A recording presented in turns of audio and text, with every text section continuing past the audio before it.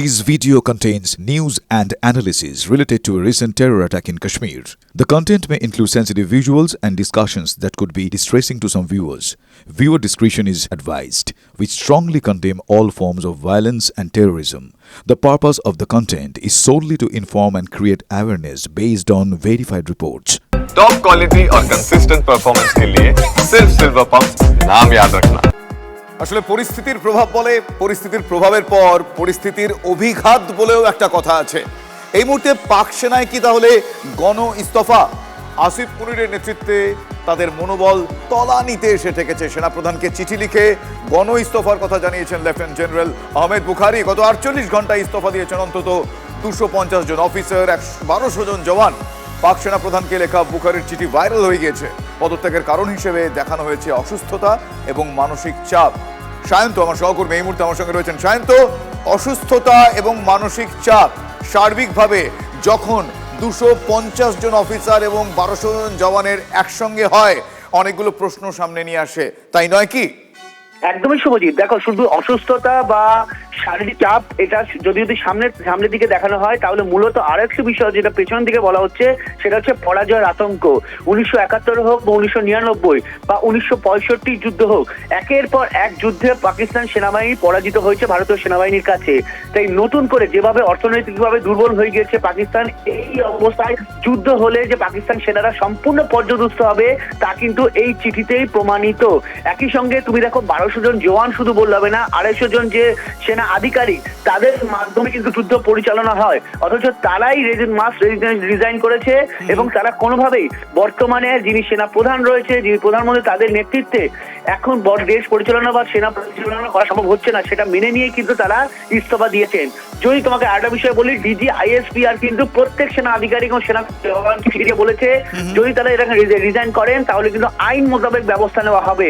একজন major general পদমর্যাদার officer তিনি কিন্তু এটা চিঠিতে উল্লেখ করেছেন। স্বাভাবিকভাবেই চাপানুতর চলছে পাকিস্তান সেনাবাহিনীতে, তারা বাইরে ভেতরে দু জায়গায় কিন্তু যথেষ্ট চাপানুতর তো বটেই, চাপ পাশাপাশি এই মুহূর্তে পরিস্থিতি সামাল দেবেন তারা কিভাবে, তা তো সময় বলবো। আমরা এই বিষয়ে কথা বলেছিলাম কর্নেল দীপ্তাংশু চৌধুরীর সঙ্গে, তিনি কি বলছেন শোনা দরকার। প্রায় 1 মাস আগে একটা চিঠি দেখেছিলাম জেনারেল আসিফ মুনিরকে, যে তার যে নেতৃত্ব তাদের ভালো লাগছে না এবং একটা রিভোল্ট এবং মিউটিনির কথা আমরা শুনতে পেরেছিলাম। ঠিক আছে, আজকে যখন ভারত একটা প্রত্যাঘাতের জন্য পশ্চারিং নিচ্ছে, আমরা পেয়েছি এই চিঠিটা আমরা পেয়েছি, যেখানে প্রায় 250টা অফিসার এবং বহু সংখ্যক পাকিস্তানি সৈনিক তারা মাস রেজিগনেশনের একটা চিঠি দিয়েছে। এই দুটোর মাস অফিসার এবং জওয়ান এরা একটা চিঠি দিয়েছে যেখানে ওনারা এখান থেকে রেজিগনেশন চায়। ওরা জানে সময়ের অপেক্ষা, প্রত্যাঘাত হবে, কিরম ভাবে হবে, ভারত কিভাবে করবে সেটা ওরা জানে। দুশ্চিন্তা রয়েছে পুনমকে নিয়ে। পুনম কুমার সাউ, তার খবর বলবো। 5 দিন পেরিয়ে গেছে, এখনো পাক রেঞ্জার্সের হাতে বন্দী রয়েছেন এই বিএসএফ জওয়ান পুনম কুমার সাউ। উৎকণ্ঠার প্রহর গুনছেন পুনমের পরিবার। দীঘা রওনা দেওয়ার আগে মুখ্যমন্ত্রী মমতা বন্দ্যোপাধ্যায় ডুমুরজলা স্টেডিয়ামে, আমরা সেই ছবি মাঝখানে একবার আপনাদের দেখিয়ে নিলাম। আবার অন্য খবরে আসবো। আজকে মুখ্যমন্ত্রী সেখানে যাচ্ছেন দীঘা, আপনারা জানেন, সেই ছবিটা মাঝখানে আসলো বলে আপনাদের দেখে নিলাম। যেটা বলছিলাম আপনাদের, যে পুনম কুমার সাউ তার পরিবারের লোকজন উৎকণ্ঠার প্রহর গুনছেন। আজ পাঠানকোট যাচ্ছেন পুনমের অন্তঃসত্ত্বা স্ত্রী।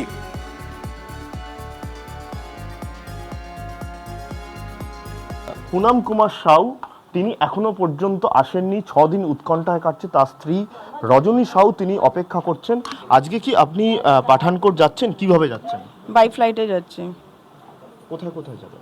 আমরা আগে যাব যেখান থেকে উনি অ্যারেস্ট হয়েছেন ফিরোজপুর, আবার ওইখান থেকে কাংড়া যে হেড অফিস আছে ওনার, ওইখানে যাব আমরা।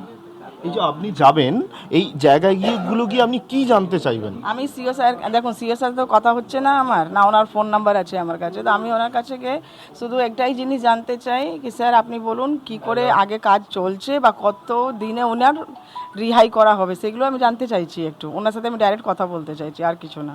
কিন্তু আপনি বললেন চণ্ডীগড় যাবেন, তারপর কাঁকড়া যে মেন অফিস যাবেন, কিন্তু এইখানে যদি না হয় তারপর আপনি দিল্লি যাবেন? দিল্লি হেড অফিস যাব। কেন? কেন কি স্যার দেখুন, যদি এখান থেকে আমি না আই তাহলে আমি ঘরে যদি চলে আসি তাও তো আমি কিছুই জানতে পারবো না। যদি আমি দিল্লি যাই, ওখানে এতগুলো প্রধানমন্ত্রী আছে, রাষ্ট্রপতি, কিছু তো খবর পাবো আমি, কি কত কত আগে কাজে বেরিয়েছে বা হবে কি হবে না সেগুলো কিছু তো জানতে পারবো আমি। সেজন্য রিটার্ন তো এখন আসবো না, আমি এখন দিল্লি যাব, দিল্লি থেকে যদি কিছু না ইয়ে হয় তাহলে দেখা যাবে কি করা যাবে। স্বাভাবিকভাবেই পুনম কুমার সাউ তিনি কোথায় রয়েছেন, তার স্ত্রী রজনী সাউ তিনি দেখতে যাবেন। আদতে যাওয়ার পর সেখানে কি হয় তা গুরুত্বপূর্ণ, এবং পুরো বিষয়টা সেখান থেকে পুনম কুমার সাউয়ের কতটা খোঁজ পাওয়া যায় তাও গুরুত্বপূর্ণ। ক্যামেরায় সূর্যেন্দুর সঙ্গে সুশোভন ও আসিক ইনসান, TV9 বাংলা, হুগলি। আমার সহকর্মী সুশোভন আমাদের সঙ্গে ছিলেন। সুশোভনের সেদিনের পাঠানো একটা প্রতিবেদন কিছুক্ষণ আগেই সুশোভন পাঠিয়েছে, আমরা দেখাচ্ছিলাম। সেদিন থেকে আমরা সেই খবরের আপডেট নিচ্ছি। এই মুহূর্তে সুশোভনের কাছ থেকে আমি আরও আপডেট নেব, কারণ সুশোভন তাদের বাড়ির সামনেই রয়েছেন। সুশোভন, আমি জানতে চাইবো যে উৎকণ্ঠার প্রহর পরিবারের লোকজন গুনছেন, এই কথার আমার তোমার নতুন করে বলার অপেক্ষা রাখে না, শুধু মানুষজনকে জানানোর জন্য তোমার কাছ থেকে জানতে চাইবো যে এই মুহূর্তে কতটা প্রিপারেশন, কখন তিনি যাচ্ছেন, আর কি কি জানা যাচ্ছেন, যেহেতু তুমি সেখানেই রয়েছো, কি বলছেন তারা? দেখো, পুনম কুমার সাউয়ের স্ত্রী রজনী সাউ সহ 4 জন সব মিলে কিন্তু তারা একেবারেই প্রস্তুত, এবং তোমাকে দেখাবো যে ব্যাগ, অর্থাৎ বাইরে গেলে যে ব্যাগ তারা ব্যবহার করেন সেই ব্যাগ কিন্তু একেবারে প্রস্তুত। অর্থাৎ এটা বলার অপেক্ষা রাখে না যে আর কিছুক্ষণের মধ্যে কিন্তু এখান থেকে সরাসরি তারা বিমানবন্দরে চলে যাবেন, এবং তারপর তাদের নির্ধারিত যে বিমান, সেই বিমান ধরে কিন্তু তারা চলে যাবেন। এবং সব মিলে কিন্তু যেটা তুমি শুনলে যে তারা জানতে চান যে পুনম কুমার সাউ কিন্তু 5 দিন শেষ হয়ে আজকে 6তম দিন, তিনি কোথায় রয়েছেন সেটা জানার জন্য কিন্তু বিভিন্ন জায়গায় প্রয়োজনে দিল্লিও যাবেন, সে কথা বলছেন তার স্ত্রী রজনী সাউ। ধন্যবাদ সুশোভন, ধন্যবাদ। দিলীপ ঘোষের সঙ্গে আমরা কথা বলেছিলাম, তিনিও এই বিষয়ে কি বলছেন একবার শোনাবো আপনাদের। আমরা দেখেছি অভিমন্যু বর্তমান আমাদের ফাইটার পাইলট যখন ওখানে চলে গেছিলেন, তাকে আনার জন্য অনেক বড় ডিপ্লোমেসি হয়েছিল, এবং তিনি সকুশল সসম্মানে ফিরে এসেছিলেন, বর্ডার অবধি ছেড়ে দিয়ে গেছিলেন। তো ইনিও একজন বীর জওয়ান, আমাদের ভারতবর্ষের প্রত্যেকটি মানুষের সমবেদনা আর তার সঙ্গে আমরা সবাই আছি। তিনিও সকুশল ফিরে আসবেন। যেটা ডিপ্লোমেসি হয় সরকারি স্তরে সে চলছে, আশা করব খুব তাড়াতাড়ি উনি দেখতে পেয়ে যাবেন।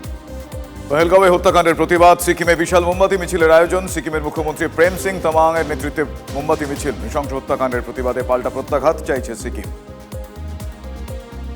সন্ত্রাসের বিরুদ্ধে ভারতের পাশে আমেরিকা। পহেলগাঁও হামলার নিন্দা করেছেন মার্কিন বিদেশ দফতরের মুখপাত্র। চীন পাকিস্তানের পাশে দাঁড়ানোর পর ভারতের পাশে দাঁড়িয়ে নতুন করে বার্তা দিল আমেরিকা। পহেলগাঁও কূটনীতি কোন পথে, নজর সেই দিকে। পহেলগাঁওয়ের জঙ্গিদের খোঁজে অ্যাকশনে জম্মু কাশ্মীর পুলিশ। ডোডা জেলায় 13টি জায়গায় তল্লাশি চলছে। পাকিস্তানে গা ঢাকা দেওয়ায় জঙ্গিদের বাড়ি বাড়ি হানা। সিন্ধুর জল পেতে মরিয়া পাকিস্তান, ভাসছে জলেই। ঝিলম নদীতে হঠাৎ বান। পাক অধিকৃত কাশ্মীরে বন্যা পরিস্থিতি। ভাসল মুজফ্ফরবাদ, চকোটির বিস্তীর্ণ এলাকা। জরুরি অবস্থা জারি করল প্রশাসন। খালি করা হচ্ছে বিতস্তার তীরবর্তী এলাকা। জেএনইউয়ের ছাত্র সংসদ নির্বাচনে এবারও বামেদের আধিপত্য, তবে ভালো ফল করেছে এবিভিপি। বিশ্ববিদ্যালয় কেন্দ্রীয় প্যানেলে গুরুত্বপূর্ণ পদে জিতে এসেছেন এবিভিপি প্রার্থী। ক্যাম্পাসে বড় ধরনের পরিবর্তনের ইঙ্গিত দিচ্ছে ভোটের ফলাফল। ভূমিধসে বিধ্বস্ত নর্থ সিকিম। নতুন করে আবহাওয়া খারাপ পূর্ব সিকিমে। পর্যটকদের উদ্ধার করে নিয়ে আসা হয়েছে গ্যাংটকে। নাথুলা উপত্যকায় প্রবল শিলাবৃষ্টি শুরু। দৃশ্যমানতা তলানিতে। ধসে লাচুংয়ের যোগাযোগ ব্যবস্থা বিপর্যস্ত। 2রা মে খুলে যাচ্ছে কেদারনাথের দরজা। ফুল দিয়ে সাজানো হচ্ছে গেট মন্দির চত্বর। 30 এপ্রিল অক্ষয় তৃতীয়ার দিন থেকে শুরু হবে চারধাম যাত্রা। তবে সেদিন শুধু খুলবে গঙ্গোত্রী ও যমুনোত্রী ধামের দরজা। বদ্রীনাথ মন্দির খুলবে আগামী 4 মে।